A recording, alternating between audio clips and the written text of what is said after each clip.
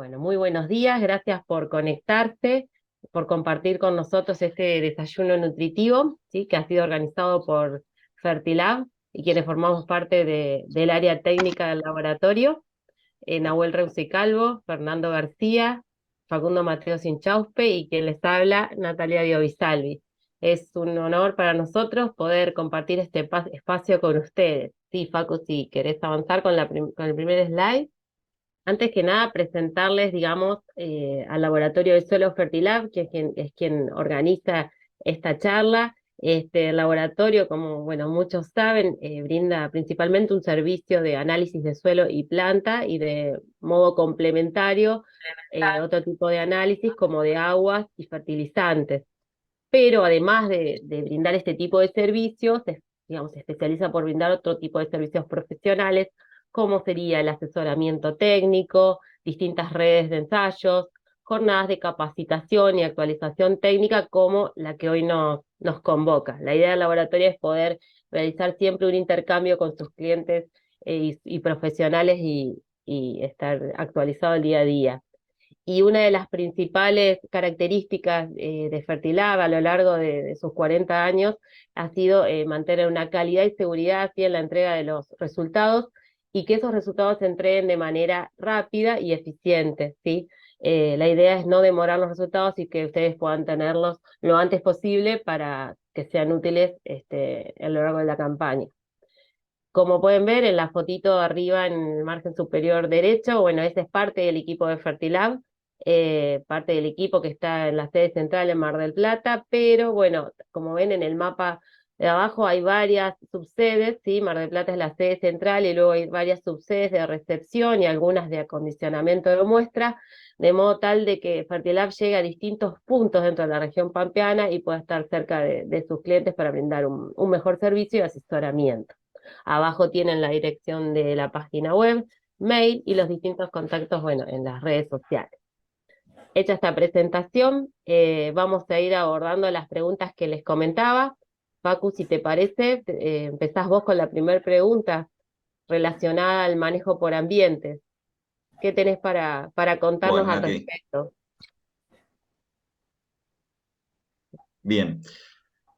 Bueno, una de las principales preguntas que nos hacen es con respecto al muestreo, si hacerlo por lote o muestrear por ambiente, y si se justifica, cuáles son los parámetros que más podemos esperar que varíen en función al ambiente. Y esto, bueno, un poco para comenzar a responder esta pregunta, simplemente recordar que nosotros cuando vamos a muestrear un lote, dentro de una amplia gama de maneras de realizar muestreo, las dos principales que por ahí solemos ver es una sola muestra por lote, siempre 25 o 30 submuestras, este, pero se toma todo el lote como si fuese una zona homogénea, ¿sí? Cuando en realidad seguramente en muchas zonas tengamos por topografía o por distintas características, distintas zonas o distintos ambientes dentro de un mismo lote que hace que no sea todo igual. Y en este caso, quizás lo mejor sea realizar una muestra por ambiente o mostrar el área más representativa. ¿Y qué es lo que podemos nosotros esperar al realizar este tipo de muestreo? Y para ver esto vamos a ver un ejemplo. Si esto es un campo en la zona de Bolívar, donde aquí le estamos mostrando, son tres lotes, ¿sí? En este caso que se muestrearon por ambiente de diferente productividad, ¿sí? Alta productividad, productividad media y productividad baja. Y acá lo que vemos son algunos de los parámetros que suelen tener más influencia por el tema del ambiente, entre que, como ustedes pueden observar, hay diferencias, ¿sí? En cuanto al nivel, en función del ambiente productivo, que esto después nos va a explicar un poco más Fernando, pero se va a ver reflejado posiblemente en las recomendaciones de fertilización dentro de cada ambiente, ¿sí? Lo que se suele observar es que en lotes que se vienen manejando con una dosis única, ¿sí? Con una misma dosis para todo el lote, aquellas zonas donde tenemos una mayor productividad, ¿sí? Producto de una mayor extracción, que se genera un balance negativo, comienzan a caer los niveles de fósforo, y lo contrario ocurre en las zonas de baja productividad, en aquellas donde la extracción es menor al ingreso por fertilización y tiende a haber una acumulación de este nutriente en particular. ¿Sí? Esto por ahí lo va a explicar un poco más Fernando. Después también lo que se suele ver en función de quizás diferencia en este caso se puede asociar a problemas de drenaje y demás, es alguna acumulación de azufre como sulfato, ¿sí? Que se puede ver también asociado con un incremento del pH, posiblemente producto de esa limitante en el drenaje. Y también se puede ver alguna influencia en lo que es el valor del resultado de NaN, ¿sí? En función de los ambientes, como materia orgánica y demás. ¿Sí? Esto como para dar un pantallazo, ahora vamos a ir por ahí profundizando un poco más en cada uno de los distintos nutrientes y análisis.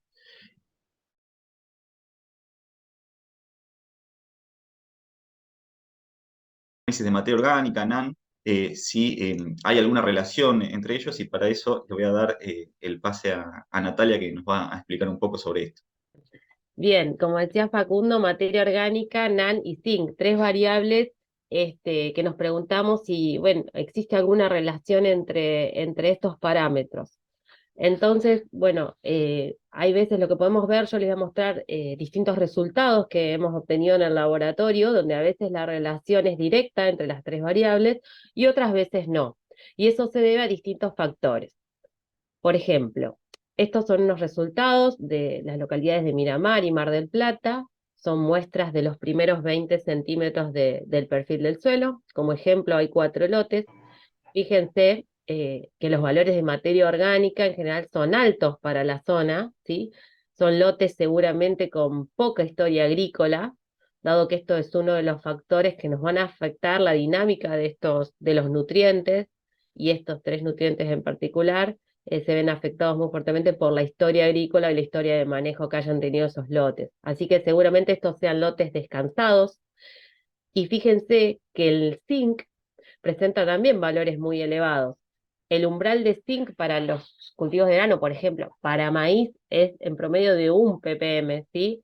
No obstante, el rango va desde 0,8 a 1,2, 1,3, ¿sí? Pero ya con muestras cercanas a 1 ppm de zinc, ya podemos tener alguna deficiencia de este nutriente. Entonces, en estos casos, vemos altos valores de materia orgánica que se relacionan con altos valores de zinc, ¿sí?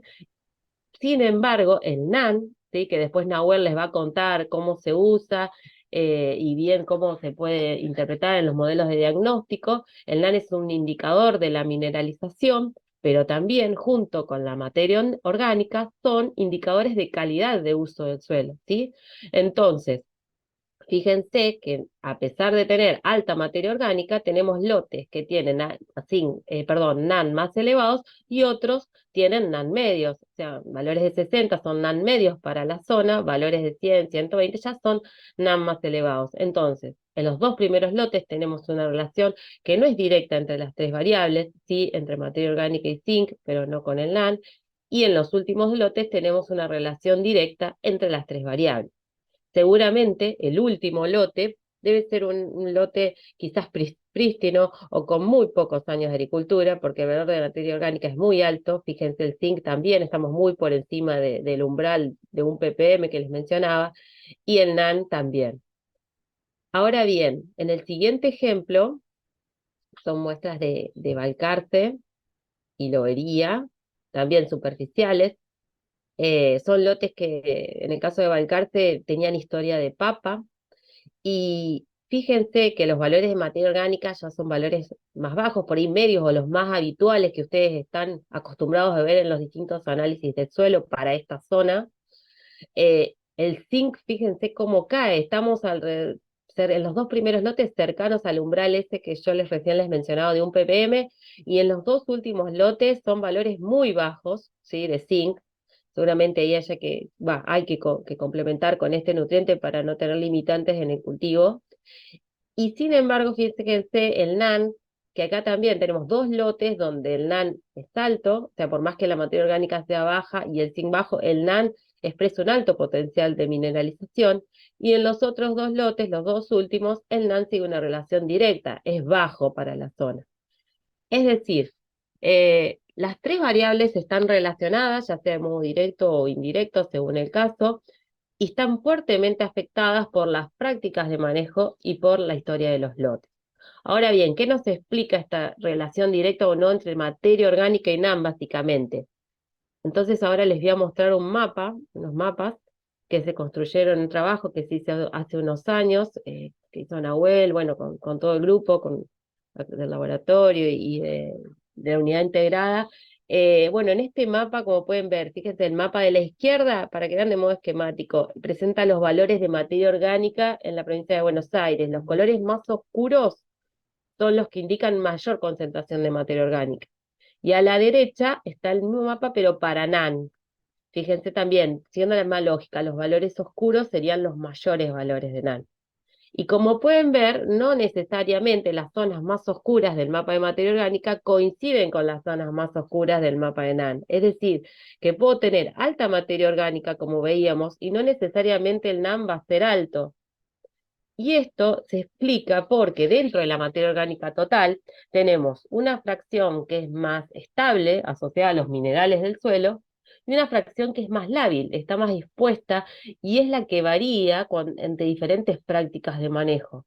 Entonces, el NAN se asocia directamente con esa fracción lábil, no directamente con todo el pool de materia orgánica. Y eso es lo que nos explica que a veces la relación sea directa y otras veces no. Bueno, así que básicamente esta sería la idea para poder explicar si existe o no la relación entre estas tres variables. Ahora vamos a continuar con la siguiente pregunta, para lo cual voy a convocar a Fernando, ¿sí? Que nos va a contar algo respecto al fósforo, Fer. ¿Qué pasa? Que a veces vemos valores altos de fósforo cuando vemos los análisis, los resultados, nos encontramos con valores altos de fósforo y empiezan las consultas. A ver, muestre mal, ¿por qué se debe? ¿Hay fallas en la determinación? Bueno, ¿qué nos puedes contar al respecto? Bueno, muchas gracias, Natalia. Bueno, y dando un poquito continuidad a esto de las preguntas que más frecuentemente se reciben en el laboratorio y que tenemos en general en esta campaña en particular, este tema del fósforo creo que es recurrente también de algunos otros años, pero particularmente en esta campaña. Entonces, un poco vamos a plantear una serie de posibilidades a qué se pueda deber estos niveles más altos de fósforo extractable.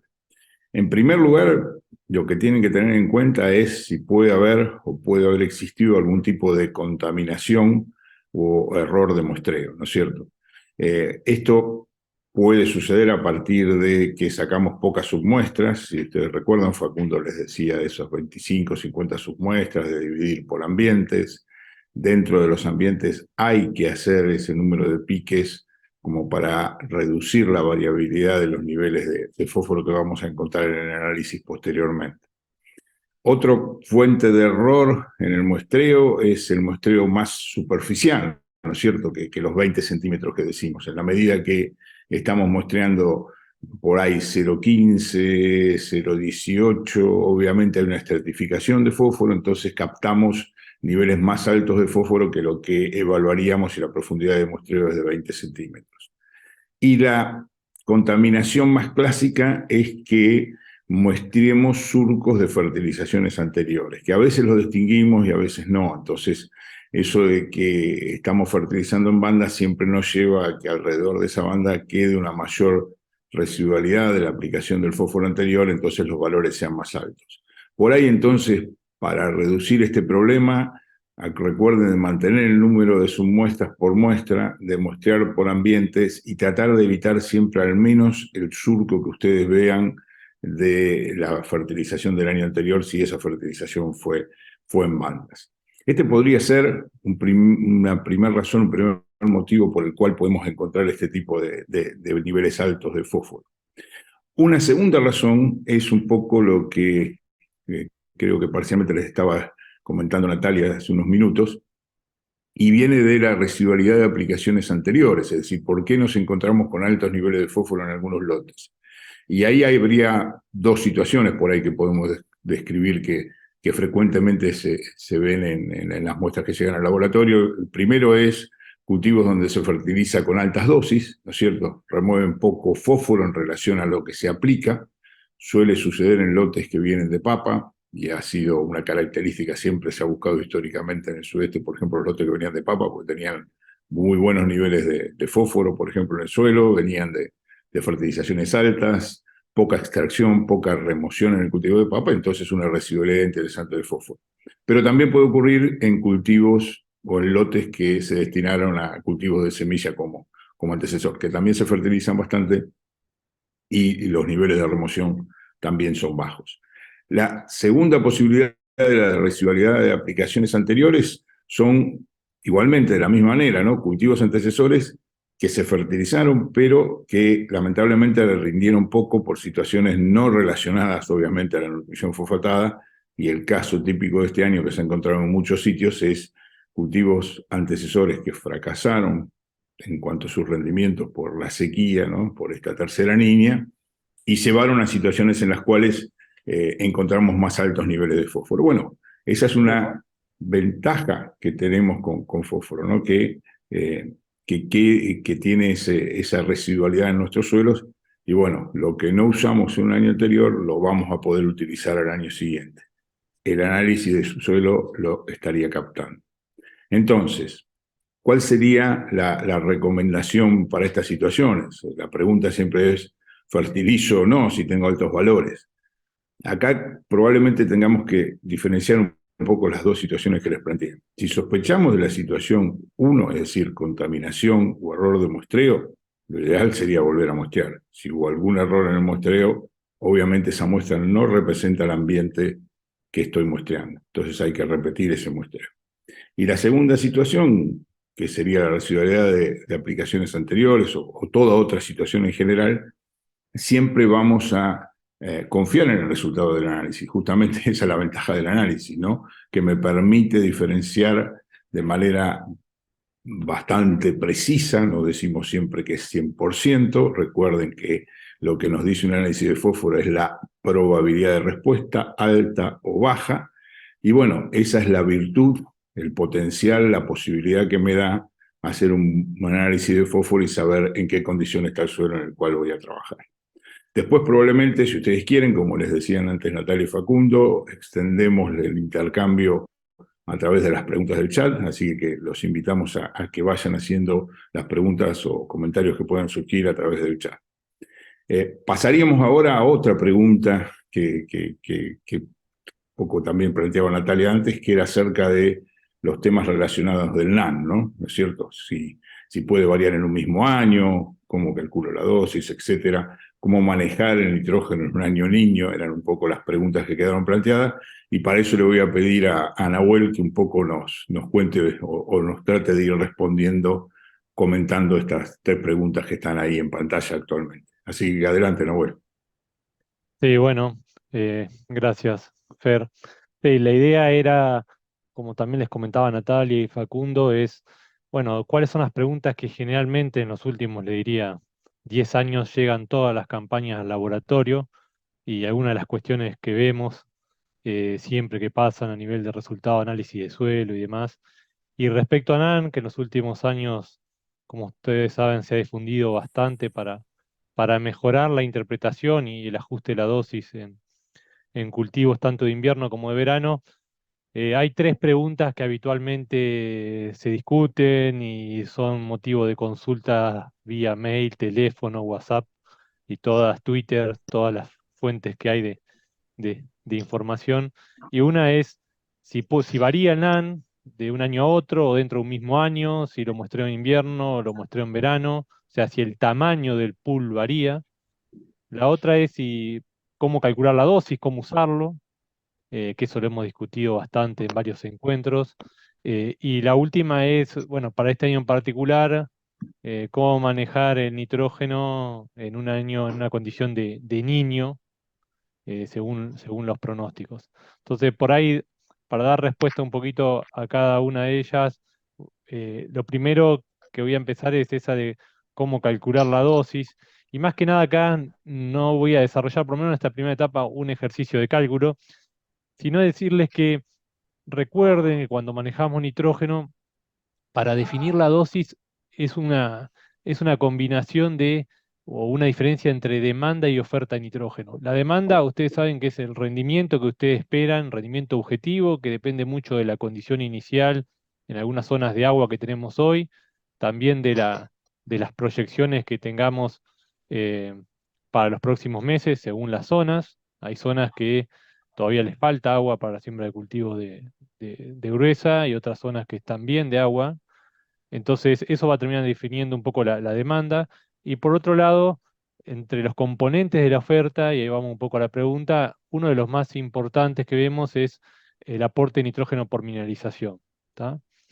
Eh, También lo que sabemos es que los suelos cada vez aportan menos nitrógeno por mineralización porque lo que hemos hecho en base a la agricultura, por más que hemos incorporado algunas prácticas de manejo conservacionista y demás, hemos tendido a que los suelos mineralicen cada vez más N y por lo tanto en general lo que vemos que los sistemas de producción tienen cada vez mayor demanda, mayor rendimiento objetivo y menos aporte natural de nitrógeno vía mineralización.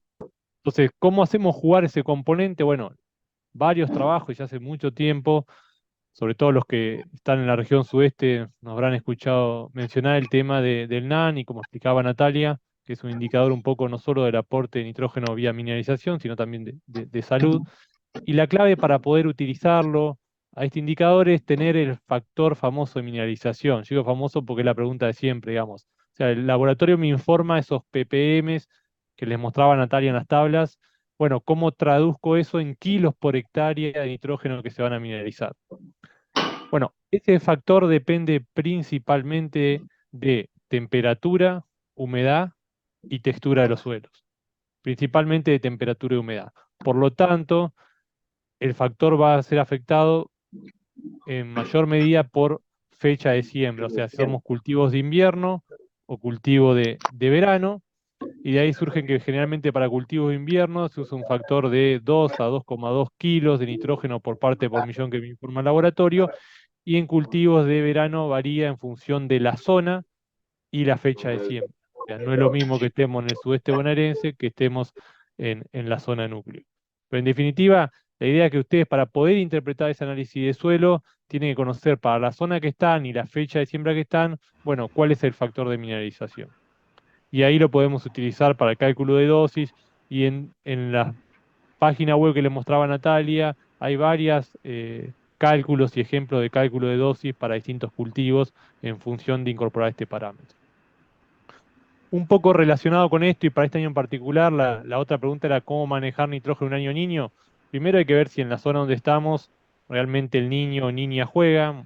Los que estamos en el sudeste bonaerense sabemos que es más importante las corrientes del Atlántico que el efecto niño o niña en cuanto a la condición de año, aunque siempre algo nos termina tocando en algún momento. Y respecto a esto, lo primero que, dos o tres cuestiones para comentar, después lo podemos seguir discutiendo, es primero saber cuál es el punto de partida en cuanto al nivel de agua que tenemos, ¿tá? Y el nivel de nitrógeno. Hay zonas de vuelta que ha llovido bien, sobre todo sudeste, tenemos agua para la siembra de verano, pero tenemos una disponibilidad de nitrógeno inicial bastante baja, entonces ahí es muy probable que necesitemos ir con algo de nitrógeno temprano para no limitar el desarrollo de los cultivos de verano. Ahora, si nos vamos por ahí hacia zona núcleo, la condición es distinta, están más limitados por agua y tenemos una alta disponibilidad de nitrógeno en muchas zonas por ese efecto residual un poco que le mostraba para fósforo Fernando, pero también lo estamos viendo en algunas zonas para nitrógeno. Entonces, en esa condición, por ahí podemos siempre dejar una franja de referencia y monitoreo y por ahí con una aplicación un poco más retrasada dentro de lo posible, ¿tá? Pero no tenemos una receta única.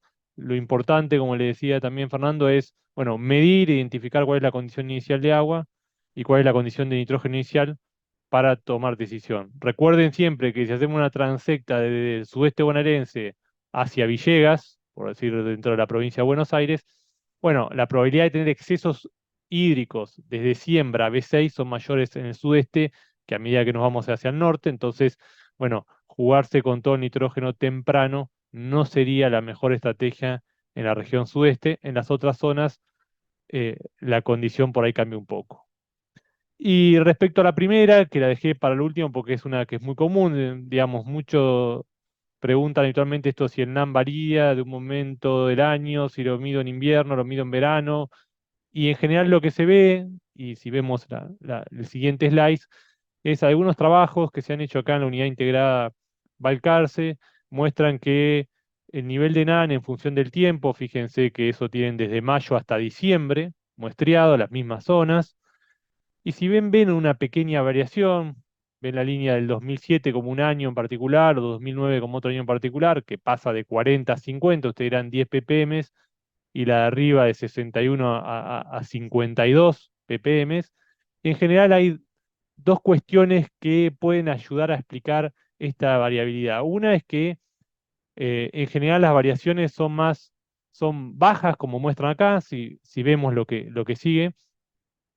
Y lo otro es el tema de las determinaciones. Son los dos factores. Hay una variabilidad asociada al muestreo, típica como les mostraba también Fernando, pero más que nada también tengan en cuenta que hay una variación, y eso pasa en todas las técnicas, ¿no? Asociada a la determinación, estrictamente analítica, y que en el tema de NAND siempre vemos que son más o menos 5 ppm. Entonces, si nosotros ponemos una media de 55, por ejemplo, para el año 2009, en realidad más o menos 5 ppm, estamos entre 55, entre 50 y 60 la variabilidad normal que podemos tener, asociada más al muestreo de suelo. Y eso hace que en general uno no esperaría grandes variaciones si tomé la muestra de forma correcta, con el número de submuestras adecuado y demás. Nosotros siempre recomendamos que el LAN particularmente lo tomen eh, en la época en la cual tienen tiempo para hacerlo y de forma bien, lo mismo que fósforo y materia orgánica, no importa si es en el otoño, si es en el invierno, y también recuerden que no hay que medirlo tampoco todos los años. ¿Tá? Así que un poco eso. eh, Mídanlo, tomen a 0,20 centímetros, de forma correcta número submuestra por muestras, no se olviden del acondicionamiento de la muestra, y después para interpretarlo, lo fundamental es, bueno, conocer cuál es el factor de mineralización para la zona donde están y el cultivo que van a realizar. Otra pregunta que también llega al laboratorio, y sobre todo este año también, y el año pasado estuvo bastante de moda, es el tema de nitrógeno en girasol. Y ahí siempre, por lo menos Natalia, lo que vemos es estas cuestiones relacionadas a, bueno, ¿necesita nitrógeno en girasol? Sí, no. ¿Qué pasa con el miedo siempre al efecto sobre la calidad, sobre la concentración de aceite en grano? Y hay varias tesis de maestría que se han hecho en el grupo, varios trabajos de investigación que se han realizado en toda la región sudeste, y que bueno, Natalia, te doy el pase para que comentes un poco qué es lo que se vio. Bien, gracias, Nahuel. Sí, la verdad que sí, digamos, el girasol da mucho para hablar en lo que respecta a nitrógeno. Y bueno, a lo largo de los ensayos lo que hemos visto, si vemos en en el siguiente slide, es que cuando aplicamos nitrógeno en una red de ensayos que hicimos en el año, comenzamos en el año 2014, 2015, sí, una red de ensayos desde Madariaga hasta Tres Arroyos. Lo que veíamos era que en estado vegetativo, como pueden ver, había una gran diferencia en lo que era el testigo y bueno, la dosis, una de las parcelas con una de las dosis más altas, 120 kilos de N. Entonces, bueno, lo que teníamos en esos casos era una mayor intercepción de radiación que uno suponía que se iba a traducir en un mayor rendimiento, ¿sí? Ahora bien, cuando medíamos rendimiento, en general, no necesariamente en todos los ensayos teníamos respuesta. Como pueden ver ahí en el gráfico que figura abajo, tienen el eje y rendimiento y en el eje de las X los tres ensayos, ¿sí? Que fue que seleccionamos en una red bastante amplia. Y, y bueno, y lo que veíamos era que del 50% de los sitios teníamos respuesta a la aplicación de nitrógeno. Respuestas que iban, como pueden ver, desde los 150 kilos hasta casi los 1000 kilos, eran variables. Pero bueno, eso estaba muy asociado a cómo era el nivel inicial de nitrato en esos lotes y cuál era el valor de NaN. En estos ensayos no pudo establecerse un factor, ¿sí? Como en maíz o como en trigo, para poder pasar ese NAN, digamos, a kilos y incorporarlo en un modelo de diagnóstico. Pero sí se pudo hacer otras asociaciones y claramente se veía que en lotes que tenían alto NAN, la respuesta no era significativa y lotes que tenían bajo NAN respondían a la aplicación de nitrógeno. Entonces, ante esa duda de si el girasol responde o no a la fertilización con nitrógeno, eh, la respuesta es sí, pero depende de cómo sea la situación inicial de ese lote, de cuán sea la disponibilidad de nitrógeno inicial y de qué valor de, bueno, y en esa disponibilidad inicial también tener en cuenta el valor de mineralización. Y pasando a la segunda pregunta, el gran tema de si, bueno, sí, fertilizo, pero ¿qué pasa con el aceite? Yo fertilizo y mi contenido de aceite cae, era lo que decían muchos trabajos cuando uno comenzaba a investigar o ver la bibliografía. Y en realidad nosotros, el aceite se mantuvo estable en todos los sitios, tanto en genotipos altoleico como convencionales, eran en general genotipos de alto potencial de rendimiento y el aceite no caía bajo ninguna circunstancia. Es decir, e incluso se aumentaba la proteína en grano. Pero bueno, tuvimos respuesta a nitrógeno en el 50% de los sitios y la concentración de aceite en grano no varió. Eso es lo que le podemos contar de los resultados que obtuvimos de varios años de ensayos y de varios sitios. Así que, bueno, si hay alguna duda, luego la abordaremos.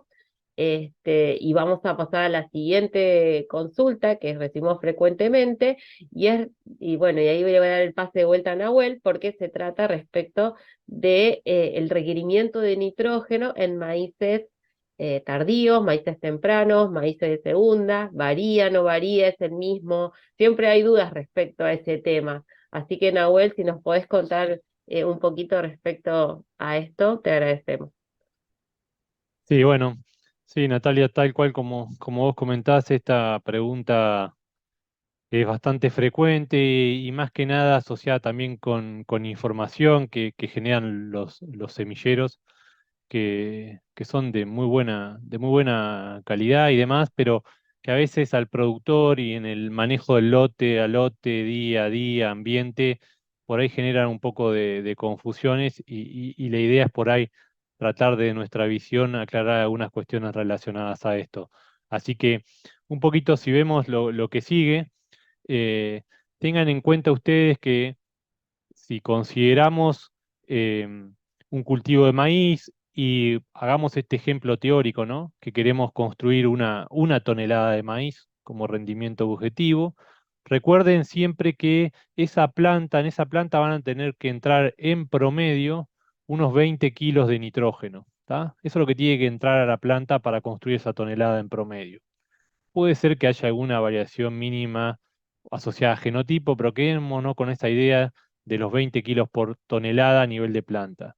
Ahora, para que eso ingrese a la planta, nosotros siempre decimos que en el suelo tiene que haber más nitrógeno, y ese nitrógeno, cuanto más, es alrededor de 30 kilos por hectárea a nivel de suelo para que en la planta, esa planta tome 20 kilos y construya esa tonelada, ¿tá? Y eso se debe porque claramente la planta no toma el nitrógeno con una eficiencia del 100%. Y hablo de nitrógeno independientemente de el origen de ese nitrógeno, si es del suelo inicial, si es de la mineralización, si viene del residuo antecesor, si es del fertilizante. Entonces ahí claramente ustedes ven una diferencia entre esos 20 y 30 kilos. Entonces los modelos, en general, esa diferencia entre los 20 y 30 kilos, asumen que los aporta la mineralización. ¿Tá? Entonces, uno para una tonelada, el modelo me asume que me aportan 10 kilos de suelo por mineralización. Si yo quiero producir 10 toneladas de maíz, el modelo asume que me aportan 100 kilos de nitrógeno por mineralización. Entonces, en general, a partir de varios trabajos en región pampeana y revisiones que se hicieron, lo que se vio para los cultivos de maíz es una asociación entre el rendimiento y la disponibilidad de nitrógeno suelo más fertilizante. Y esa pendiente, ¿tá?, de esa relación es la que da el requerimiento de 20 kilos por tonelada de granos, que principalmente es para maíces de siembra de primera o siembra temprana, la cual tenía en cuenta esta revisión que la hizo Adrián Correndo ya hace varios años en su tesis de maestría y que englobaba todos los ensayos que había hasta el 2018 prácticamente de fertilización de nitrógeno en maíz en toda la región pampeana. O sea que el N es más que importante. Entonces, ese es el modelo básico que contempla los 20 kilos de N por tonelada de grano. Entonces, lo que siempre se pregunta es decir, bueno, bajo este esquema conceptual, ¿qué pasa si nosotros vamos a una siembra más tardía? Entonces, ¿cómo cambia si vamos a hacer una siembra más tardía? Y lo que generalmente se ve es que si uno va a una siembra más tardía, fíjense que el 10 pasa a ser más de 10, o sea, el aporte de nitrógeno vía mineralización es mayor a 10 por tonelada, y por ende, el requerimiento a nivel de la planta, como el componente de mineralización es mayor, es menor a los 20 kilos promedio que asumen los modelos. Ahora, dicho esto, observen que los 30 kilos a nivel de suelo siguen siendo 30 kilos. Lo que varía de esos 30 kilos, cuánto aporta la mineralización y cuánto viene del nitrógeno inicial y del fertilizante. ¿Tá? Entonces, el requerimiento a nivel sistema sigue siendo el mismo. Otra pregunta que siempre surge es, bueno, no son maíces de siembra más tardía, sino que son maíces de segunda, ¿tá? Después de una gramínea. ¿Qué pasa con el requerimiento de nitrógeno? Bueno, si vamos a siembras cada vez más tardía, lo que uno esperaría que también el aporte por mineralización sea mayor a ese 10 promedio que asumen los modelos. Pero fíjense que el requerimiento, ¿tá?, a nivel de la planta es más de 20, aún con más mineralización como componente de ese requerimiento. Y te dirán, bueno, pero ¿qué pasa acá? Bueno, acuérdense que en los maíces de segunda empieza a jugar el efecto del antecesor, que es una gramínea, y que genera una penalidad en la dinámica de nitrógeno de ese maíz. En definitiva, lo que termina resultando es que si bien tenemos más mineralización, como tenemos ese componente del efecto antecesor, el requerimiento, como muestra la figura, a nivel de la planta, puede ser que sea mayor a esos 20 kilos de N por tonelada promedio. Entonces, un poco como mensaje, comparando esas tres situaciones, y el esquema este general que les mostramos es los requerimientos a nivel de sistema no cambian. No importa, la planta necesita 30 kilos que haya en el suelo. Lo que va a empezar, lo que va a cambiar es la contribución de la mineralización y el efecto que juega el antecesor en la dinámica de ese nitrógeno y en los requerimientos a nivel de la planta. ¿Tá? Entonces, tengan en cuenta esto, que en realidad es, de vuelta, volvemos al slide un poco de las anteriores preguntas. Si nosotros podemos medir el aporte de nitrógeno por mineralización, siempre a nivel de sistema vamos a estar trabajando con 30 kilos por tonelada de grano. Y después vamos a hacer jugar la mineralización en función de la fecha de siembra y deberíamos hacer jugar el efecto del antecesor. Si obviamente queremos ser eficientes y efectivos en la definición de la dosis de nitrógeno. ¿Tá? Pero esta pregunta siempre está y queríamos un poco comentarles qué es lo que se ve integrando un poco las distintas investigaciones que se han hecho en los últimos años. Así que esto es lo que venía para el caso de nitrógeno, pero siempre Facundo o Natalia, hay algunas cuestiones relacionadas a otro nutriente móvil, que es el caso del azufre, y ahí siempre está la pregunta respecto a, bueno, profundidad, medimos solamente 0,20, ¿cómo definimos la dosis? Bueno, ¿qué nos pueden comentar o qué nos puedes comentar, Facundo, un poco de esto? Bueno, Nahuel. Sí, siempre el tercer en discordia, como lo suele mencionar vos y Fernando en lo que es el diagnóstico de fertilización de los cultivos, es el azufre. Y las preguntas mostrar si sirve solo 0,20, si hay que medir más abajo, cuándo fertilizar, es decir, en qué índices o qué situaciones a nivel de lote nos tenemos que usar de guía, digamos, como para tomar la decisión de fertilizar, y en ese caso, cómo calcular la dosis. Y para, bueno, responder estas preguntas, les traje un ejemplo, ¿sí? Esto es unos resultados de laboratorio, ¿sí?, de este año, donde fíjense ahí, hagan foco, digamos, en lo que es el azufre y la recomendación en este caso, Ambos lotes solicitaban una recomendación para un mismo cultivo, mismo rendimiento, y como pueden ver, si nosotros miramos el nivel de azufre de sulfato que tenemos en 0,20, en ambos lotes es igual. Sin embargo, la recomendación de fertilización cambia, ¿sí? En el caso del primer lote, hay una recomendación de 8 kilos de azufre por hectárea, mientras que en el segundo la recomendación es de no fertilizar. ¿Y esto a qué se debe? Que si nosotros miramos el contenido de azufre sulfato en el perfil, podemos observar que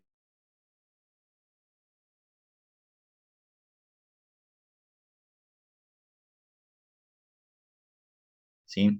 Esto es común en aquellos lotes, en este caso seguramente por la zona, producto de la influencia de alguna napa, ¿sí? Donde las napas suelen tener contenido de azufre.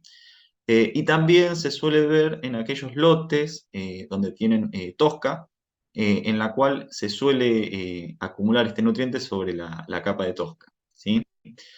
Entonces, si ven ahí índices, digamos, a 0,20, con algunos umbrales, también es interesante, en el caso de azufre, hacer un análisis más integral, ver cómo es el perfil de distribución de azufre en los lotes, en aquellos que no conocemos. También hay parámetros para determinar la potencialidad de laminización, como es el NAN. También se pueden ver aquellas situaciones en las cuales nosotros requerimos siempre cada vez más nitrógeno, ¿sí? Donde tenemos más respuesta a nitrógeno, seguramente también en esos lotes tengamos cada vez una mayor respuesta a azufre, ¿sí? Entonces, en lo que es el azufre siempre hay que hacer una mirada más integral para poder tomar la decisión de fertilizar.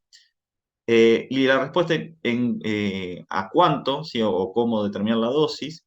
En este caso, lo que nosotros vamos a buscar siempre con el azufre es un balance neutro o levemente positivo, de manera que la determinación de la dosis va a estar dada por el rendimiento que nosotros esperamos y el contenido de azufre en grano, es decir, aquello que estamos extrayendo del lote, que dependerá obviamente del cultivo en sí. Así que bueno, esto después por ahí si queda alguna duda lo podemos volver a repasar, pero básicamente son las preguntas que siempre nos hacen en relación a este nutriente. Y otro nutriente que ha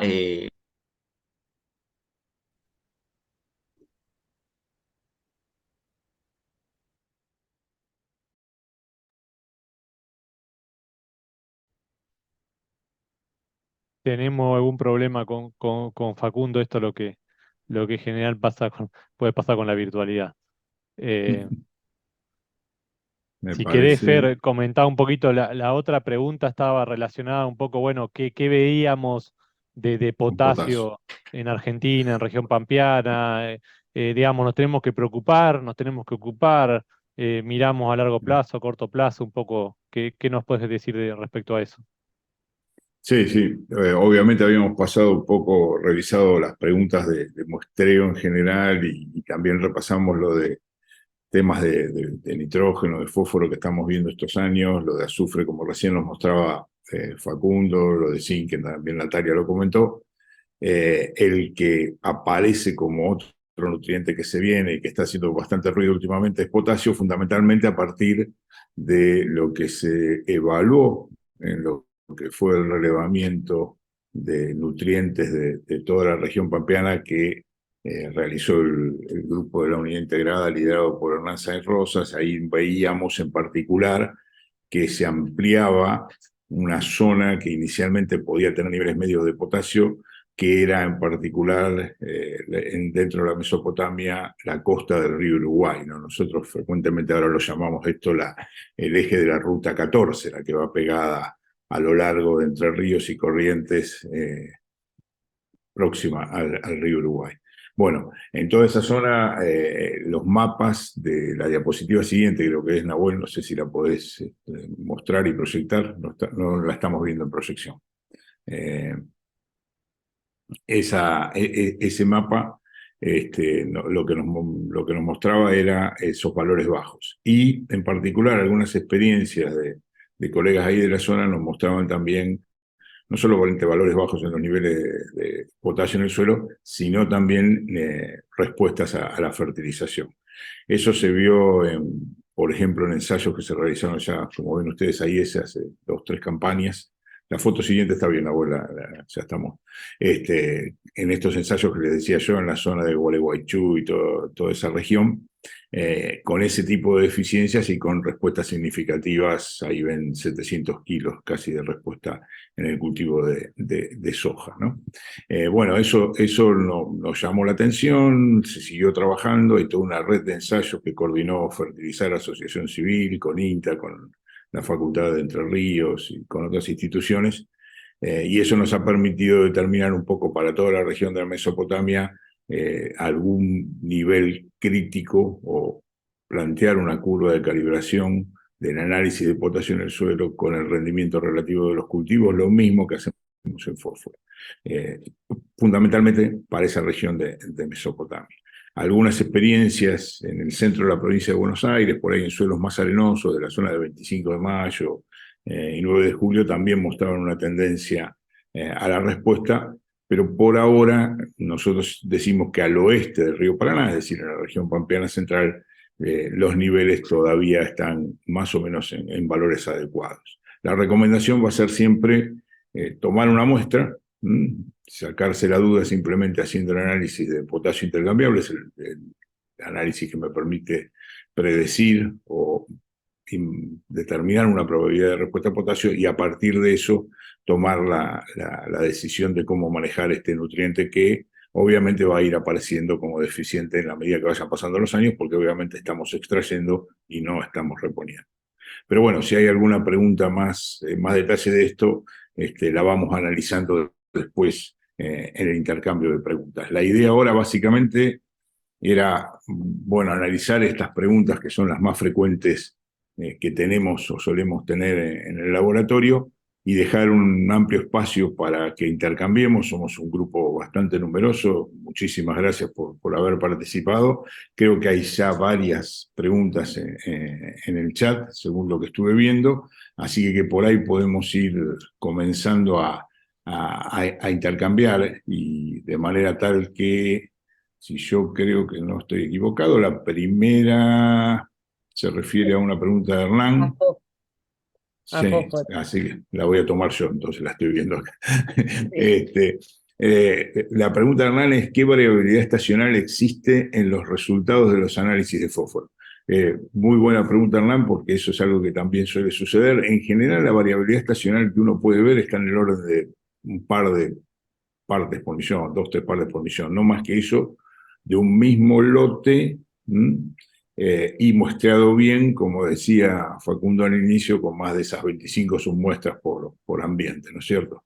Si no tenemos problemas de contaminación, todo lo que yo un poco les comenté, no lo vamos a repetir, normalmente la variabilidad estacional puede estar en 2 o 3 partes por millón. ¿A qué se debe la variabilidad estacional? Rápidamente, simplemente a la mineralización de fósforo orgánico. Recuerden que hay una buena parte del fósforo total del suelo que está en forma orgánica, así que puede aparecer fósforo que aporta la fracción orgánica y que lo capta el análisis del suelo en la medición que hagamos. Ese sería. La siguiente, claro, estas vinieron todas del fósforo, Natalia. Sí, son todas para vos, Fer. Bueno, ¿la siguiente cuál es? No veo bien. No, habla, o sea, con respecto a fósforo, dice, más un comentario, que por ahí ven mucha acumulación de fertilizante por limpieza de máquina, hueco de sinfín, tolva. Bueno, claro, son todas situaciones, o puede ser también las cabeceras, donde si uno pincha justo en esas zonas, tal cual pone en el mensaje, obviamente se contamina la muestra. Y cuanto menos pinches tengamos para conformar esa muestra, más fuerte va a ser el efecto de esa contaminación. Por eso, al incrementar la cantidad de piques, uno lo que hace es tratar de disminuir ese efecto de contaminación. Pero bueno, hay veces que el fósforo enseguida, donde contamina enseguida el valor se eleva, así que es muy difícil. Pero la única forma que tenemos es de aumentar la cantidad de piques, ¿no, Fernando? Sí, tal cual. Por eso nosotros decíamos la única es esa. Acá hay un par de cosas interesantes. Por ahí, por una cuestión generacional, hace muchos años siempre decíamos alejarse de los alambrados, alejarse de las aguadas para hacer los muestreos, porque son zonas de acumulación de fertilidad. Ahora por ahí hay menos rotación, cultivo, pastura y no se ve tanto. Y también tener mucho cuidado cuando tuvimos animales pastoreando rastrojos o cuando mostramos pasturas, de alejarse, o al menos los posteos que se puedan ver, ¿no? Porque esos son de acumulación de fósforo, Natalia, tal cual vos estás Claro. comentando. Así que sí, eso está bueno. El punto de Santiago, creo que era que refería a eso. Sí, está bueno ese Sí. punto.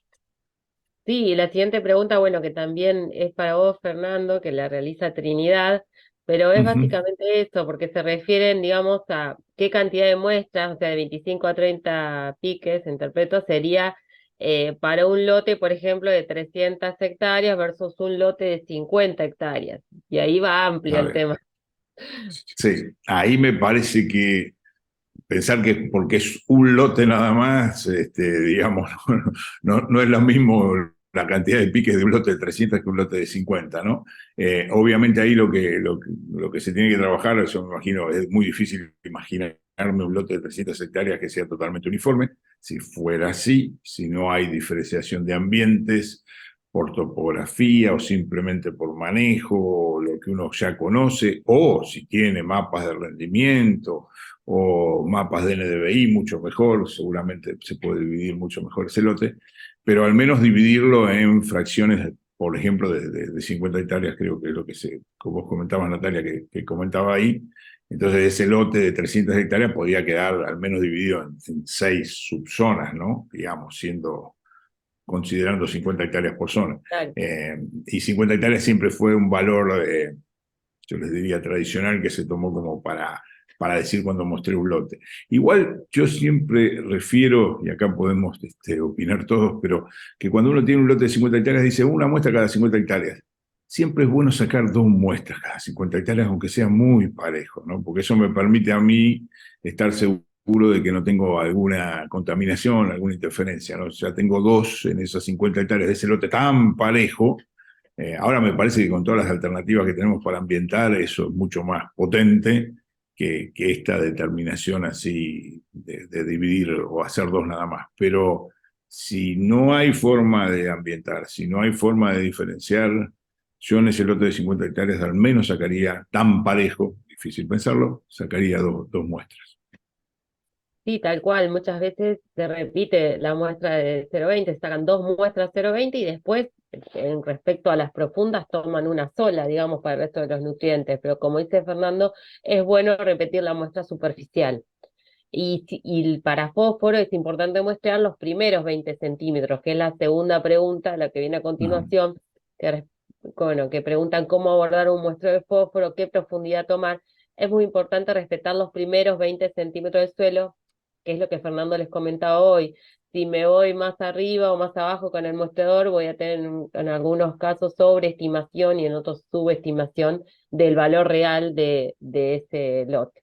Así que tenemos que ser Sí. precisos y hacerlo con muestreador, no con pala, porque muchas veces vienen al laboratorio muestras tomadas con pala y dicen, no, yo medí bien los 20 centímetros, pero bueno, siempre hay variación y además el muestreador, al tener un menor diámetro, permite tomar distintos puntos. En la pala enseguida llena la cantidad, digamos, que se requiere y no podemos hacer un muestreo tan representativo del lote. Así que muestreador, ojo con la profundidad y bueno, y ser prolijos en ver dónde pinchar y tratar de evitar la línea de cultivo anterior. Creo que esas son Y las las cosas más pautas, sí. puntuales. Y Claro, una cosa más importante, Natalia, que tenemos que sumar en el fósforo es recuerden un poquito que, como Nahuel les decía, que en NAN no hay que determinarlo todos los años. Lo mismo siempre hablamos para fósforo, para materia orgánica, para pH. Si son lotes o ambientes que ya venimos muestreando, uno puede hacer un muestreo mucho más detallado, con mucha mayor intensidad en un menor número de lotes y, por ejemplo,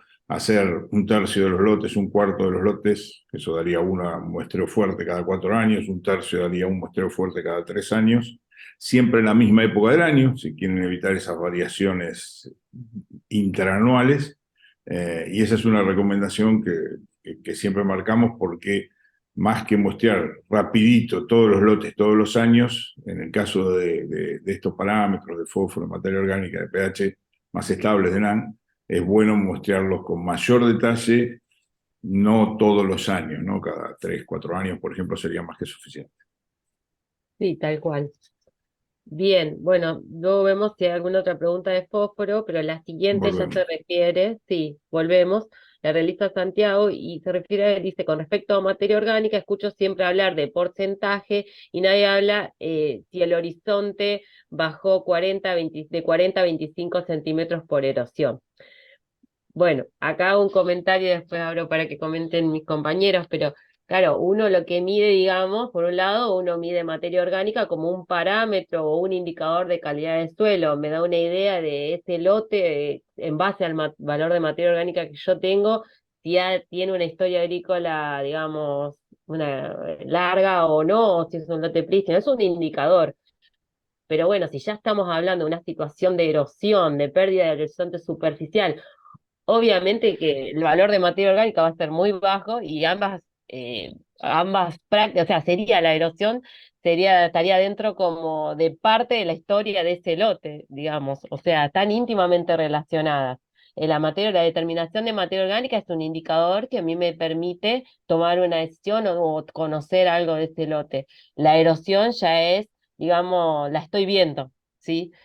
No sé ustedes si quieren agregar algo a esto. Pero si tenemos problema de erosión, obviamente vamos a tener pérdida de materia orgánica. Sí, no, por ahí entiendo la pregunta de Santiago, digamos. A ver, la profundidad del horizonte A debería ser un indicador más de diagnóstico de la situación de ese lote, digamos. Como muchos, en algunas zonas se toma como indicador de productividad la profundidad del horizonte B textural, digamos. A qué profundidad está como indicador de la potencialidad de ese ambiente. Entonces, me parece que está, que está buena la pregunta de Santiago, el comentario. La evaluación no es solo análisis de suelo, sino hay algo que se hacía hace muchos años, que era agarrar una pala y hacer una calicata y ver la profundidad de cada uno de los horizontes, particularmente el A, y ahí uno puede detectar algunas otras cuestiones que van a afectar claramente la productividad de esos ambientes, como es la profundidad del horizonte A. ¿Cuál? Sí, tal cual. Bien. Em, Continuamos. A ver, una pregunta para Nahuel. A ver, respecto al factor de 2,2 para pasar el nana de ppm a kilo, dice, es por arriba de los 60 ppm promedio del sudeste. A ver, los modelos ya tienen incorporados esos 60. A ver, interpreto que dicen que el factor ese de 2,2 para pasar de ppm a kilo se usa por arriba de los 60 ppm de NAN promedio del sudeste, porque el resto de los modelos ya tienen incorporado los 60 ppm en el promedio. Está como queriendo mezclar los dos modelos, me parece. No, no, sí, sí, Julián. Está buena la pregunta, Julián, además sirve un poco para aclarar. En general, Mm. cuando uno compara los modelos que asumen una mineralización dentro de su estimación, los modelos típicos que se usan en el sudeste bonaerense, y en realidad en toda la región pampeana, esos modelos no difieren prácticamente el cálculo de la dosis con respecto a un modelo que uno mide mineralización estimada a partir de NAN, cuando los valores reales de lotes son cercanos a la media de la región. O sea, para el sudeste bonaerense, por ejemplo, valores medios de NAN andan entre los 50 y 60 partes por millón, que es un poco lo que plantea Julián. Entonces, si uno hace los dos modelos y corre los dos modelos, le va a dar la dosis igual para esos niveles de NAN de los lotes. Ahora, cuando estamos por encima o por debajo de esos niveles medios, ahí es donde incorporar el NAN como estimador de la mineralización, bueno, me permite mejorar la interpretación de la oferta y por ende la definición de la dosis. Ahora, dicho esto, en realidad, Julián, cuando uno usa el factor de 2,2, en realidad nos tenemos que olvidar en definitiva, del cálculo tradicional, del modelo tradicional, y hacer la estimación por el método que considera el NAN. ¿Por qué? Porque la gran diferencia entre uno y otro modelos es el requerimiento si lo toma a nivel de la planta o a nivel de suelo, eso que veíamos para maíz, que para maíz decíamos si era 20 o era 30. Y eso va a cambiar un poco, no es tan lineal de usar 2,2 por cada ppm que estoy por encima de la media. ¿Tá? Entonces, en realidad, yo sé que hay miles de usos del NaN y distintas formas de interpretación, algunos más cualitativos, otros más cuantitativos. Nosotros lo que hemos desarrollado para el sudeste y en realidad también para zona núcleo es más cuantitativo. Lo importante es siempre que lo utilicen y que vean la importancia valga redundancia, de la mineralización en el ajuste de la dosis. Eh, no usaría el factor de 2,2 estrictamente a la pregunta por encima de la media o por debajo de la media directamente, sino que haría una interpretación basada en la demanda de nitrógeno a nivel de suelo. ¿Tá? Bien, continuamos con la siguiente pregunta de Facundo. ¿Cuánto rendimiento del cultivo se debe a la nutrición del suelo y cuánto al manejo de los mismos? Acá En amplia. realidad es una buena pregunta. Sí, muy Por ahí buena. arranco, Fer, y después, si querés seguir un poco. En realidad yo no la separaría, ¿no? Eh, el rendimiento de los cultivos nosotros estamos muy acostumbrados a pensar en la fertilidad química del suelo, esto que llamamos materia orgánica, NaN y demás, y en realidad es más integral. Por ahí nosotros hablamos más de una fertilidad química, pero también física y biológica, que es la que define eh, la productividad o el rendimiento de los cultivos, ¿no? Y eso es producto de la interacción de las prácticas de manejo, ¿tá? Y de las prácticas y cómo yo fui construyendo esos ambientes o no en base a nutrición balanceada. Entonces, si uno agarra las redes de ensayo a nivel de región pampeana, uno podría decir, bueno, la nutrición en promedio puede contribuir en los ambientes que no tienen ningún problema de degradación, de erosión, como hoy mencionaban, puede llegar a contribuir hasta un 50% a cerrar las brechas de rendimiento. ¿Tá? Pero eso no es constante, digamos. Yo tengo un suelo erosionado, la nutrición no me va a solucionar los problemas. O muchos suelos que tenemos algunos problemas de compactación, la nutrición no me va a solucionar los problemas de fertilidad física. Entonces, me parece que hay que mirarlo un poco más integrado para pensando en eso de, bueno, producir más y en forma sostenible, ¿no? No sé, Fer, si querés sumar algo. Sí, no, totalmente de acuerdo. Me parece que también eso puede asociarse con, estoy viendo alguna otra pregunta en el chat y hay una de Pablo acerca si la mineralización cambia, entonces nuestros aliados son los microorganismos. Lo que pregunta Pablo es, ¿no deberíamos pensar estimularlos? ¿Se puede medir el aumento de la actividad?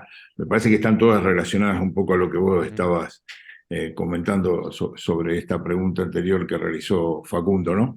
Básicamente, el concepto este de fertilidad, si ustedes quieren integral, física, química y biológica, me parece que es lo que tenemos que ir enfatizando. Nosotros siempre referimos que nutrición o nutrientes son un engranaje del sistema de producción y tenemos que tener a todos los engranajes de la mano, así como también hay que sembrar en fecha adecuada, con la densidad adecuada y la variedad hídrico adecuado para cada lote o cada ambiente, ¿no? Entonces, todo eso, digamos, me parece que ahí juega. Entonces, si hablamos más de los nutrientes, también hablamos más de los nutrientes en función de satisfacer las necesidades del cultivo dentro de un manejo integral del sistema. Y cuando hablamos de los microorganismos en particular, también con los nutrientes los estamos ayudando. Entonces, por ejemplo, y me extiendo un poquito más acá, pero me parece una discusión siempre interesante, es nosotros pensamos en generar o secuestrar carbono, generar materia orgánica, y sabemos que para poder secuestrar o poder mejorar o mantener niveles de materia orgánica también necesitamos de los nutrientes, ¿no? La materia orgánica tiene una relación carbono-nitrógeno, carbono-fósforo, carbono-azufre que hay que ir satisfaciendo.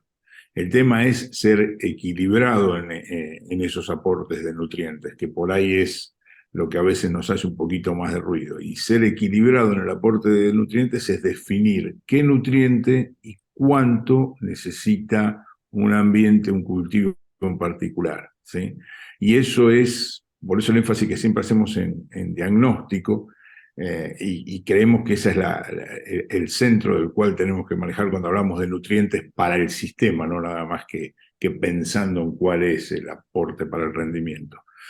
en la medida en que nosotros mejoremos los diagnósticos de fertilidad y a partir de ahí tomemos una decisión del manejo de nutrientes que aplicamos, sea vía fertilizantes minerales, vía abonos orgánicos, cualquiera sea la fuente de ese nutriente, vamos a acompañar mucho más la mayor actividad de los microorganismos, la mejor condición de aporte de carbono a los suelos, la mejor hasta condición física de los suelos, que también lo hemos visto en muchos ensayos de largo plazo. Así que están tan buenas las preguntas, tan lindo el tema, y discúlpenme por extenderme por ahí un poquito más, pero me parecía interesante comentarlo. Bien. Natalia. Sí, y en relación por ahí a los microorganismos, Santiago pregunta para una soja de 4 toneladas, dice, si el rizobio me aporta el 50% de nitrógeno, el resto me lo aporta la mineralización. Entonces, dice, en ese caso, es más generoso el suelo para una soja que para un maíz. No. Eh, No, básicamente, Santiago, gracias por tu pregunta. Cuando hablamos de nitrógeno en soja, recuerden que siempre vamos a insistir en que el nitrógeno en soja debe provenir de, hay alguno que está, debe provenir de la fijación biológica de nitrógeno que se logra a través de la inoculación de la semilla. Ese es el principal objetivo que tenemos. ¿Cuánto aporta del nitrógeno total que se lleva el cultivo de la soja a la fijación biológica? Bueno, los trabajos realizados, muchos en los últimos años, muchos con origen en Argentina, de Fernando Salvaciotti y otros colegas, nos muestran que en promedio es alrededor del 60%. ¿Sí? Si el 60% del total que absorbe el cultivo es aportado por la fijación biológica, como el cultivo tiene un alto índice, la soja tiene un alto índice de cosecha de nitrógeno, siempre queda un leve balance negativo. ¿Sí? Ese leve balance negativo justamente lo cubre el suelo. Pero no es que mineraliza más para la soja que lo que mineraliza para el maíz. Es que la soja tiene la enorme ventaja de captar nitrógeno del aire, que es extremadamente barato, no solamente a nivel de producción, sino que también es mucho más barato y económico para todo el sistema en general. ¿Sí? No hay diferencias en mineralización de maíz y de soja. La mineralización depende fundamentalmente de la temperatura y la humedad, y si los ciclos son en los dos casos cultivos de verano, van a ser muy similares. Bien. No sé, en abuelo o Facundo si quieren ampliar, pero me parece que eso más o menos sería no, mi por ahí opinión. para sumar, Fer, digamos, me parece sí, la clave es eso, ¿no? La mitad por lo menos, o el 60% lo aporta la fijación, que maíz no tenemos. Pero bueno, si uno ve a maíz y a nivel promedio en Argentina, los rendimientos y las dosis medias que se usan, que es alrededor de los 60, 70 kilos de N, y con un rendimiento medio de maíz, olvidándonos de las últimas campañas de alrededor de entre 7 y 8 toneladas, uno haciendo algunas cuentas se da cuenta que 2/3 más o menos del nitrógeno que necesita el maíz lo aporta la mineralización del suelo, porque las dosis son bajas y seguimos construyendo rendimiento en base a mineralización. Entonces, estrictamente la mineralización es mucho más generosa para, digamos, en cuanto a cubrir demanda para maíz, que en el caso de soja, que bueno, tiene la virtud esa de fijarlo atmosféricamente. Bien. Bueno, pasamos a la segunda pregunta, que también relaciona la mineralización, pero esta vez más con la materia orgánica, que hace Roberto. Dice, ¿cuál es la medición más confiable para ustedes para medir mineralización? ¿Materia orgánica joven o NAN? Y bueno, en este caso me tomo el atrevimiento de contestarle, lo más eficiente es medir NAN, digamos.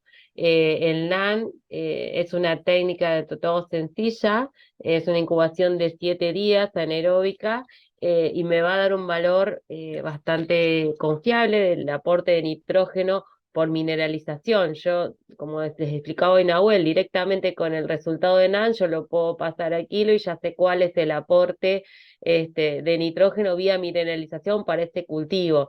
En cambio, cuando uno determina materia orgánica joven, puede tener una idea de cómo es la mineralización, o sea, se va a relacionar con la mineralización, pero no estoy determinando directamente la mineralización de ese suelo.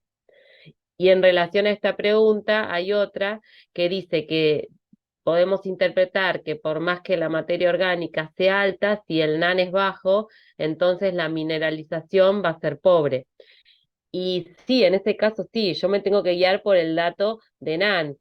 si mi NaN es bajo, la mineralización va a ser pobre, por más que tenga una materia orgánica alta, porque, como les explicaba hoy, el NaN está directamente relacionado con la fracción lábil de esa materia orgánica total. Entonces, quizás la fracción lábil de ese pool de materia orgánica total sea baja, y por eso también se relaciona con el NaN bajo y la baja mineralización. La siguiente pregunta, bueno, cambiamos de nutrientes. Manejo de calcio y magnesio en lotes de bajo pH. Nos pregunta Hernán. Sí, y hay otra más que sigue después de Roberto. La de Hernán es esa y la de Roberto: se nota una acidificación importante en los suelos que aconsejan para frenar esta tendencia, aplicar calcio, dice. Bueno, me parece que las dos están relacionadas y bueno, es una realidad que estamos viendo, que los pHs en general están bajando, especialmente en toda la región pampeana.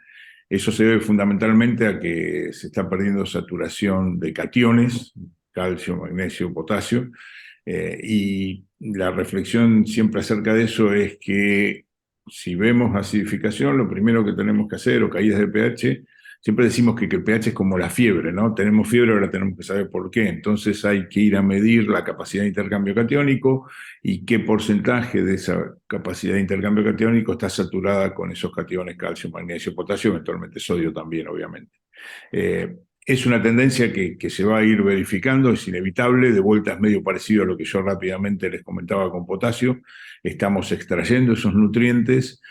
Calcio y magnesio tienen bajo índice de cosecha, entonces a veces nos demoran un poquito más, pero por ejemplo, situaciones de maíces de silo, de alfalfas de corte, las extracciones de bases de cationes son muy elevadas. Así que indefectiblemente vamos a ir siendo a una pérdida en la saturación de cationes y una caída en los niveles de pH. Por ahora, lo que nos va mostrando la información que va surgiendo de las experiencias, de los ensayos, es que los efectos de decir, bueno, voy a encalar para mejorar esa situación con cales calcíticas o dolomíticas, según sean, no se reflejan en incrementos de rendimiento. Hay muy pocos casos en los cuales vemos incrementos de rendimiento. Obviamente, esas situaciones en las cuales se encala mejoran la saturación de cationes, mejora la condición del suelo. El análisis, por ejemplo, si uno dice estoy encalando un suelo que tiene 50% de saturación de cationes, obviamente con el encalado va a subir, va a mejorar, levantan el pH. No vemos todavía mucho impacto en los niveles de rendimiento. La recomendación sería, bueno, sigamos evaluando, midamos cada tanto cómo está la capacidad de intercambio catiónico. Es una sola, hay que medirlo una sola vez, pero bueno, la saturación de cationes, una vez que se hace la SIC, la podemos medir pidiéndole al laboratorio ese análisis de calcio, magnesio, potasio y sodio. Y bueno, con eso tener una idea. Los valores, los parámetros siempre que se manejan son, bueno, lo ideal sería tener del 65% hacia arriba de saturación de cationes. Vemos en muchos casos de lotes ya con muchos años de agricultura y con buenos niveles de rendimiento que esas saturaciones han bajado. Incluso tenemos algunas referencias de lotes en el sur de Santa Fe de 50% de saturación, es baja. Ahí fue donde se hicieron esos ensayos que les digo. De vuelta, mejora la condición del suelo, todavía no vemos impactos en el rendimiento. Un semáforo, si ustedes quieren, amarillo para seguir evaluando. Bueno tener un punto de referencia, estemos donde estemos en la situación, para marcar una situación inicial o tener una idea de cómo está mi ambiente, mi lote en particular, ¿no? No sé si quieren ampliar algo sobre eso, chicos, pero me parece que esos serían los lineamientos generales. Nahuel. Sí, no, después, Fer, ahora se agregó una pregunta más de Nicolás relacionada a eso, digo, para no irnos de tema en tema, que Nicolás pregunta Uh-huh. cómo calcular los kilos para encalar. Digamos, Uh-huh. primero, como decía Fernando, hacer diagnóstico y ver si realmente hace falta.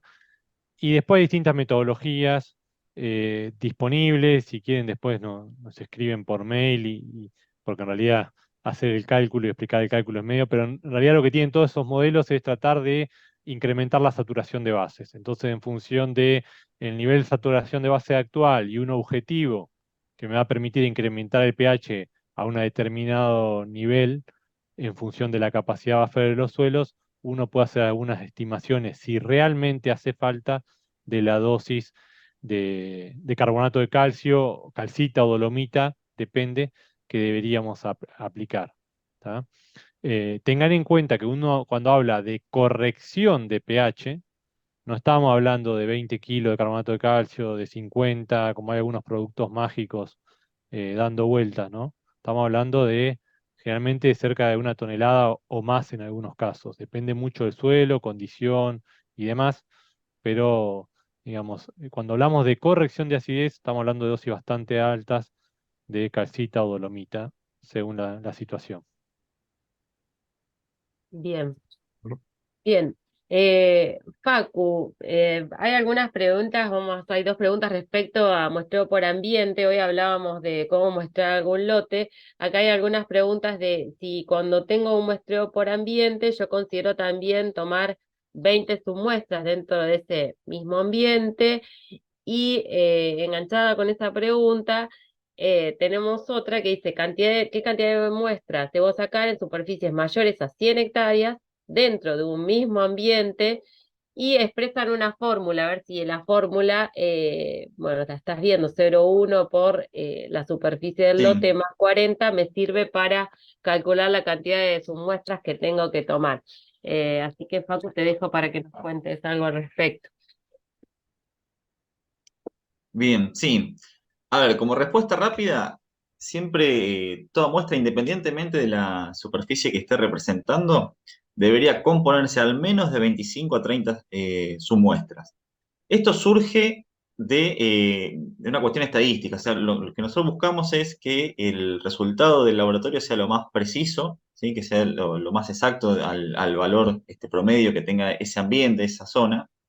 Y obviamente, si nosotros pensamos en el peso de una hectárea, que estamos hablando de 2,5 millones de kilos, no podemos analizar todo ese volumen de suelo y siempre uno lo que hace es toma una muestra y estamos enviando una muestra aproximadamente de 750 gramos, 1 kilo, ¿sí? Entonces lo que nosotros tenemos que buscar es que esa muestra sea lo más representativa posible del ambiente que nosotros estamos haciendo. Hay distintos trabajos, distintos estudios donde se va viendo la variación, ¿sí? La variabilidad del resultado de los análisis en función de la cantidad de sus muestras, de la cual parte la muestra, y como para tener un compromiso entre lo que es la precisión y el trabajo a campo, siempre se toma ese valor de 25 a 30 submuestras. Obviamente, en la medida que uno incremente esa cantidad de submuestras y siempre y cuando cuidados que mencionó Fernando, sobre todo en Bueno, mayor tenemos cantidad de problemas. submuestras, mayor precisión, un valor, digamos, de referencia para tomar muestras. Se nos Bien, pierde fuego. sí, se nos pierde, Facundo, la conexión. Pero bueno, redondeando, siempre tenemos que seguir siempre un mismo criterio, tomar una cantidad de muestras significativas, como hablaba hoy Fernando, dividir mi lote por ambiente, si se justifica, si voy a hacer un manejo, digamos, diferencial de las dosis. Si yo directamente voy a manejar mi lote con una sola dosis, muestro la superficie más representativa, repito la muestra de 0,20, las distintas pautas que fuimos teniendo. Y cuando defino ambiente, sí, que por cada ambiente tomar una cantidad de puntos que sea representativa, no 2 o 3 puntitos por ambiente, que muchas veces es lo que nos encontramos cuando nos envían la muestra y dicen, sí, pero está por ambiente. Bueno, pero no es representativo. Entonces, esos son los criterios que tienen que tener cuenta para, bueno, para hacer un correcto muestreo. Y quedan dos preguntas para ir redondeando. Uno es cómo, Nahuel, para vos, ¿cómo varía el manejo de nitrógeno al incluir cultivos de servicio como vicia? Sí, está buena la pregunta, Hernán. En general, digamos, lo que podemos mencionar es que si tenemos picias, sobre todo puras, eso genera claramente un crédito de nitrógeno para el cultivo de maíz que sigue. El tema es, de eso hay dos preguntas relacionadas a eso. Bueno, ¿de qué magnitud el crédito y qué tan acoplado está esa mineralización de ese residuo de nitrógeno, de aporte de ese residuo con la demanda del cultivo de maíz? Son siempre las dos cuestiones. Entonces, respecto a cuánto hay que medir, volvemos a las bases y nosotros siempre decimos dato mata relato, así que hay que medir y eso, ¿qué medir? Materia seca de esa vicia al momento del quemado y demás, y nitrógeno, que por ahí, con el caso de nitrógeno, lo ideal sería medir concentración, si no podemos usar algún valor de tabla para estimar, bueno, cuánto acumuló esa vicia de nitrógeno. Respecto a ¿Cuánto va a liberar de lo acumulado? Los trabajos que hay generalmente en región pampeana, en el sudeste bonaerense, muestran que hasta el 70, el 80% del nitrógeno acumulado de esa villa lo va a liberar en el cultivo de maíz que sigue. Algo de residualidad puede quedar para el trigo siguiente, en algunos casos se ha visto eso. Y después respecto a si va a haber acople o no con la demanda de maíz, también lo que se ha visto, algunos primeros trabajos se están publicando muestran que a medida que yo esa vicia la termino más tarde, en general hay un mayor acople con la demanda del maíz. ¿Por qué? Porque si la vicia la termino un mes antes a la siembra del maíz, va a liberar mucho nitrógeno entre siembra y B6, en el cual la demanda de nitrógeno del maíz es, es baja. Entonces, hay que medir principalmente materia seca y no quedarse con la idea que se generó hace un par de años de que con vicia ya alcanza para construir rendimiento del maíz.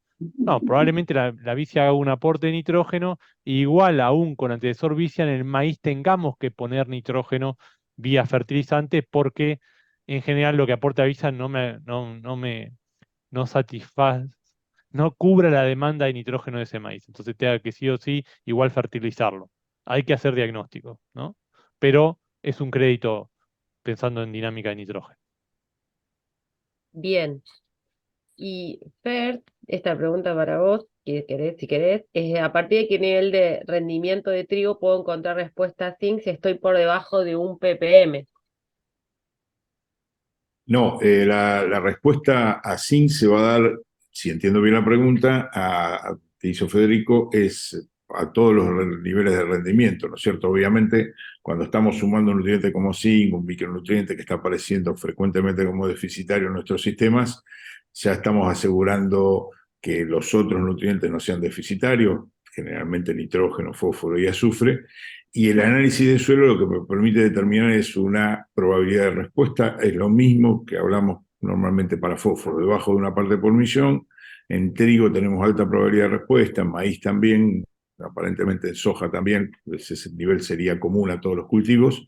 Por arriba de una parte por millón la probabilidad de respuesta es baja. Y les digo que se da a todo nivel de rendimiento porque zinc es un nutriente de baja movilidad, de vuelta, similar a la situación de fósforo, y las respuestas o las deficiencias son independientes del nivel de rendimiento. Esto es distinto a lo que hablamos siempre cuando hablamos de nitrógeno, de azufre, nutrientes más móviles, que obviamente el nivel de respuesta está directamente relacionado con los niveles de rendimiento. Bien, perfecto. Bueno, y queda una última pregunta, y no tenemos más preguntas. Roberto nos pregunta si tenemos experiencia en la aplicación de ácidos húmicos y fúlvicos para mejorar suelos sódicos. Como para cerrar Yo la no tengo mañana. experiencia con Yo ácido tampoco. fúlvico y húmico en suelo sódico. Lo que uno siempre piensa en suelos sódicos es, bueno, toda la clásica investigación que hubo durante muchos años de drenar y, bueno, eliminar ese sodio desplazándolo con calcio, drenaje y aplicación de yeso, obviamente. Desde el punto de vista de manejo de materia orgánica o de residuos, siempre es bueno también que haya aportes de carbono en esos sistemas especialmente o en esas situaciones, es positivo. Yo no sé si Roberto, no me imagino cuánta cantidad de ese carbono puede ser y la verdad que no sé, la verdad no sé si ustedes chicos pueden aportar algo, pero desde el punto de vista de cantidades y qué podría pasar si uno no genera una situación previa de drenaje, de eliminar ese sodio del perfil, no sé. Sí, la verdad no tenemos por ahí datos al respecto. La No sabe, aplicación no, del... no sabe, no contesta, así que te la debemos, Roberto. Sí, en La- general solamente para sumar, me imagino Roberto para dónde va, por lo menos, las dosis o las cantidades de carbono que aporto vía esas aplicaciones de ácidos húmicos y demás son muy bajas, entonces por ahí es difícil pensar que con eso solo vamos a recuperar suelos afectados por sodio. ¿Mm? Sí, tal cual. Bien, bien. Bueno, y cerramos con una pregunta que si podemos contestar. ¿Cuáles son los valores de NAM en sudeste de la provincia de Buenos Aires? Sudoeste, sudoeste. Sudoeste, perdón, sudoeste. Son los colores, como pueden ver en el sudoeste, los colores más claros, o sea, van desde, podemos tener lotes de 50, ¿sí? 50, 60, hasta valores menores a 35, depende, digamos, del tipo de suelo, si son suelos más arenosos o las condiciones que tengan, va a variar la cantidad, digamos, el valor de NaN que podemos llegar a encontrar. Y en esos casos tiene una relación bastante directa por ahí con lo que es la materia orgánica, no como pasaba más en el sudeste, que por ahí sí tenemos más variación respecto a alta materia orgánica y alto o bajo NaN. En la región sudoeste en general tenemos menores valores de materia orgánica, menores valores de NaN, y esto está muy relacionado también a la textura de los suelos y demás, suelos más arenosos, más sueltos. Pero esos serían los valores que encontramos, entre 50 y menos de 30 partes por millón. No sé si alguno quiere realizar algún otro comentario. No, por ahí, ante la duda, midan. Es la forma más Medir. fácil de saber cuál es el valor de NaN de sus lotes. ¿Mm? Por lo menos en Interesante algunos. sería, sí, interesante sería ahí que no usemos estos valores generales. No. Cada lote, cada ambiente es un mundo distinto, ¿no? Así que esto es una referencia simplemente. Claro, lógicamente. Siempre hay que medir, porque dentro de esto hay un gran coeficiente de variación. Dentro de cada valor, digamos, de cada zona, hay una gran variación. Entonces uno tiene que siempre que medir. Solo son mapas como para tener una idea, una referencia, y poder interpretar otras variables. Pero bueno, creo que ha sido una mañana muy interesante. Ha sido un desayuno nutritivo, como lo planteamos en el título. Les agradecemos mucho la presencia, que se hayan conectado y hayan compartido con nosotros este tiempo. Bueno, doy espacio para que se despidan, yo me despido y les agradezco mucho en nombre del laboratorio por haber estado presentes. Bueno, muchas gracias a todos por participar, muchas gracias por las preguntas y el intercambio y que tengan una buena campaña. Sí, bueno, por mi parte también agradecerles y remarcarles que mucha de toda esta información que hemos compartido con ustedes está disponible en la página web del laboratorio, en las distintas comunicaciones técnicas que se arman pensando un poco en el que está día a día en el lote, en el ambiente, así que ahí pueden chequear y hacer algunos cálculos y jugar con algunos valores. Y cualquier otra duda, siempre están los contactos tanto de Natalia, de Facundo y bueno, también los nuestros para poder evacuarlas. Así que bueno, muchas gracias a todos. Muchas gracias a todos por sumarse y sí, cualquier consulta, cualquier duda, nos pueden contactar por mail o telefónicamente al laboratorio. Bueno, bien, muchas gracias a todos y nos vemos la próxima. Estamos en contacto. Adiós.